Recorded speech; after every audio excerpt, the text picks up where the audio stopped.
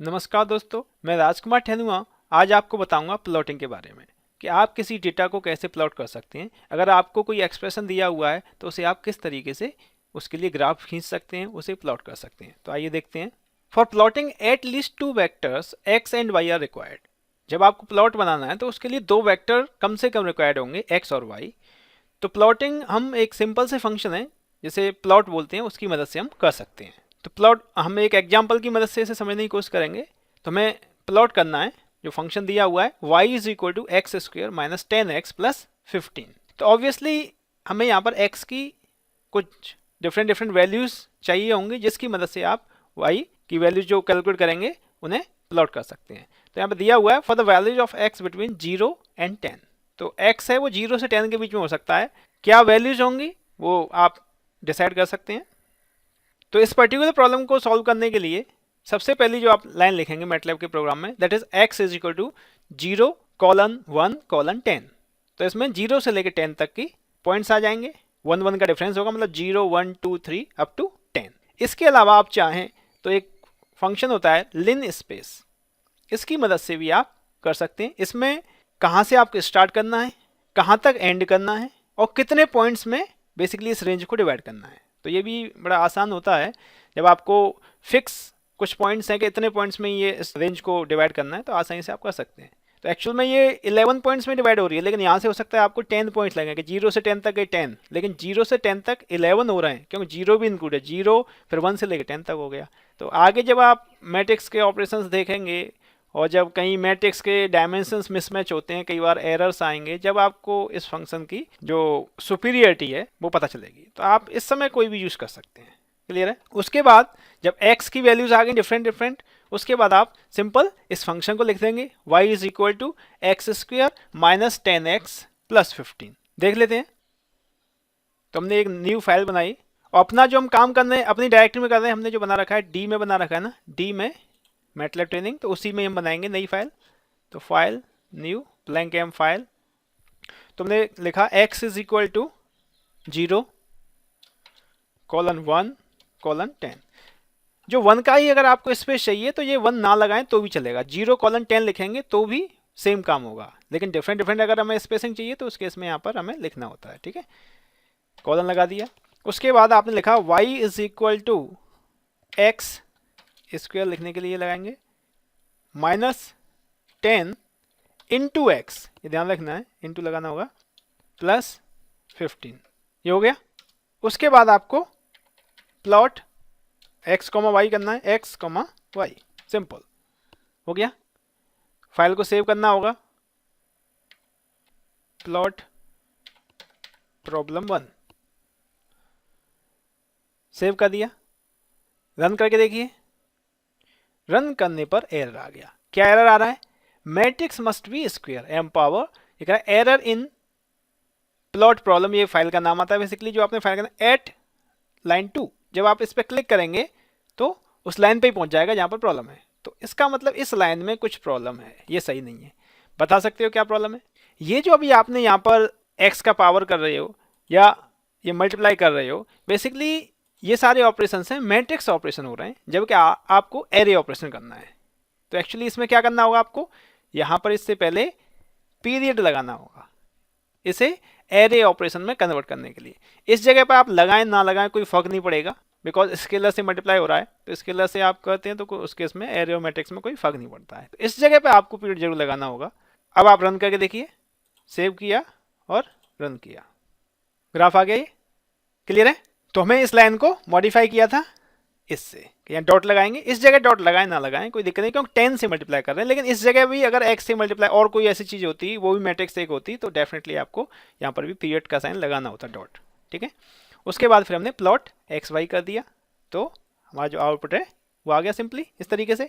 इसके अलावा आप इसे और भी अच्छा कर सकते हैं। इस प्रोग्राम को हमने प्लॉट एक्स वाई लिख दिया। इसके बाद अगर आप लिखते हैं टाइटल लिखने के बाद plot of y is equal to X square minus 10x plus 15, तो ऊपर इसके टाइटल लिखकर भी आ जाएगा ये।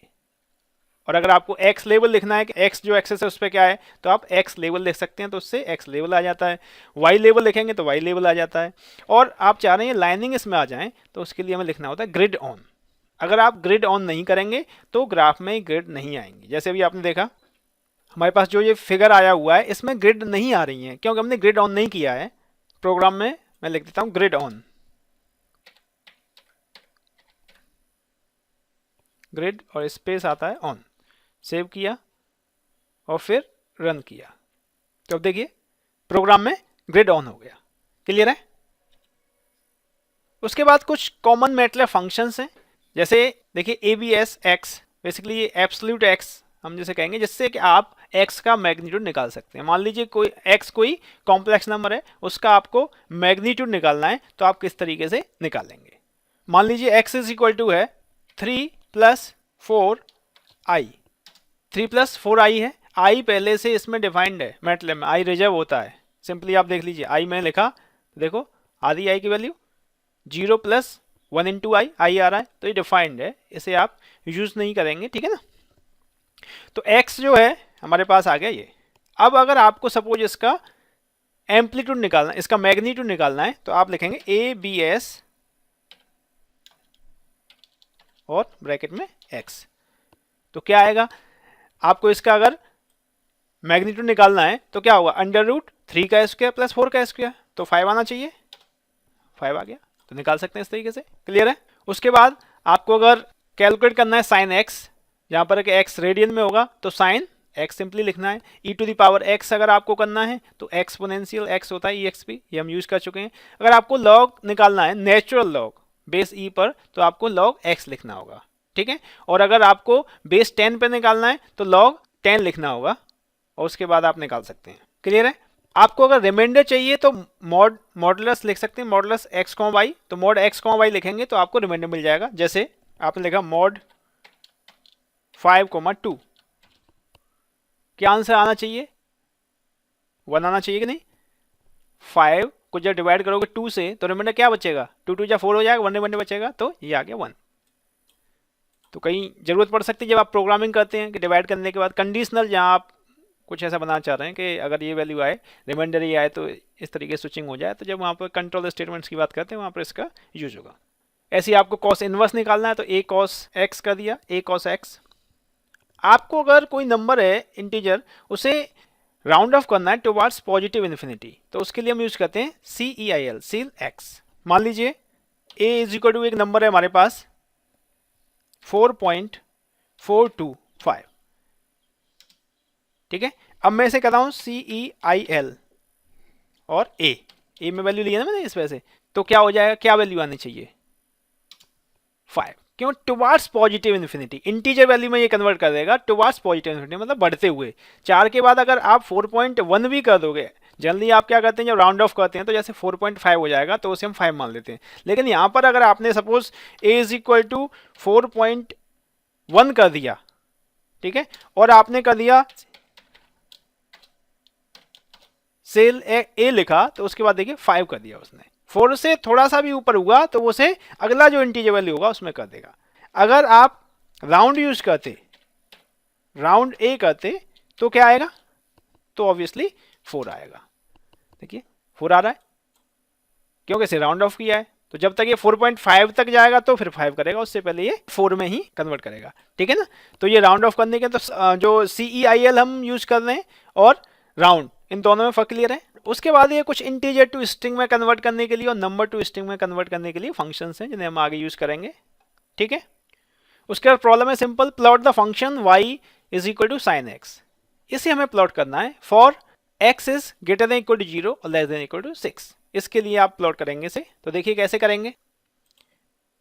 एक नई फाइल बना लेते हैं, इसमें मैं सबसे पहले CLC लिखता हूं जिससे कि आउटपुट हमारा क्लियर स्क्रीन करके टॉप पर आए। एक CLC लिखता हूं, एक क्लियर, जिससे वर्क स्पेस क्लियर हो जाए। ठीक है? और एक क्लोज ऑल, ये 3 लाइन क्लोज ऑल, ये 3 लाइन में जल्दी प्रोग्राम में लिखता हूं जिसके अपने फायदे हैं, आप देखेंगे आगे। क्लोज ऑल से अगर कोई फिगर एक्स्ट्रा खुला होगा तो बंद हो जाएगा, दोबारा खुल के आएगा, इस वजह से मैं क्लोज ऑल। अब आपको जो लिखना है वो लिखिए। ठीक है ना? ये 3 लाइन तो हमें लिखनी है। तो अब हमें x इज इक्वल टू पहले डिफाइन करना है, वो 0 से लेके 6 के बीच में बात कर रहे थे, 0 मैंने 1 और 6 तक लिया। ठीक है? उसके बाद y is equal to sine x करना है सिंपली, साइन एक्स और प्लॉट एक्स कॉमा वाई। ठीक है, सेव कर दीजिए। इसे हमने प्लॉट प्रॉब्लम 2 कह दिया। अब रन किया आपने, देखिए तो ये कुछ आया है साइन वेव टाइप में, लेकिन एग्जैक्टली साइन वेव नहीं है, क्योंकि हमने पॉइंट्स जो बेसिकली लिए हैं सिर्फ 7 पॉइंट्स लिए हैं, 0 से लेके 6 तक ले रहे हैं, 0 1 2 3 4 5 6 7 पॉइंट्स हैं, तो 7 पॉइंट्स में इतनी स्मूथनेस नहीं आई है। अगर मैं यहां पर इसे 0.1 कर देता हूं, ठीक है ना, अब पॉइंट्स बढ़ जाएंगे। और अब इसे सेव करने के बाद रन करता हूं, देखिए अब स्मूथ आ गई ना साइन वेव, क्योंकि हमने पॉइंट्स ज्यादा ले लिए। ठीक है, आप अगर इसका टाइटल लिखना चाह रहे हैं तो लिख सकते हैं टाइटल, अगर आप लेबल लिखना चाह रहे हैं एक्स लेबल वाई लेबल लिख सकते हैं। क्लियर है? सिमिलरली अगर मैं आपसे कहता हूं कि आपको प्लॉट करना है function Y X is equal to 2 sine X E to the power minus 0.2x for x is greater than equal to 0 less than equal to 15, इसके लिए करना है तो कर सकते हैं।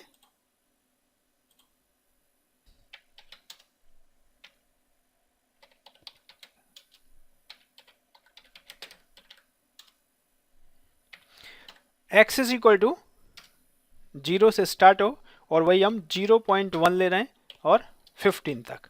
ठीक है, और y is equal to 2 into sine x into exponential minus 0.2 into x, ये हो गया। और प्लॉट x कॉमा वाई। ठीक है, तो यहां पर आपको ध्यान रखना होगा, क्योंकि ये एक मैट्रिक्स आ जाएगी इससे और इससे एक मैट्रिक्स आ जाएगी, तो इन दोनों का आपको एरे ऑपरेशन बेसिकली करना है, तो इस जगह पर एक पीरियड का साइन लगाना होगा। अगर ये नहीं लगाओगे तो एरर आएगा, आप हटा के देख सकते हैं। ठीक है, तो हम अब इसे सेव कर देते हैं, प्लॉट प्रॉब्लम 3, सेव, रन किया आपने, देखिए तो आ रहा है। सिंपल साइन जो x है उससे मल्टीप्लाई कर दिया डिकेइंग एक्सपोनेंशियल से, तो ये डिके इस तरीके से हो रहा है, तो आराम से प्लॉट कर पा रहे हैं। तो आई थिंक आप जो प्लॉटिंग की सिंपल प्रॉब्लम्स हैं उन्हें कर पाओगे, और भी हम इसके जो मल्टीपल प्लॉट्स हैं उसे देखेंगे नेक्स्ट लेक्चर में। फिर भी आपको अगर कोई दिक्कत होती है तो आप मेरे को मेल कर सकते हैं, और मैं mail ID MATLAB@IRKT। I think आपने इस लेक्चर को एंजॉय किया होगा। अगर आपको ये अच्छा लगा हो तो इसे लाइक करें और शेयर करें। Thank you.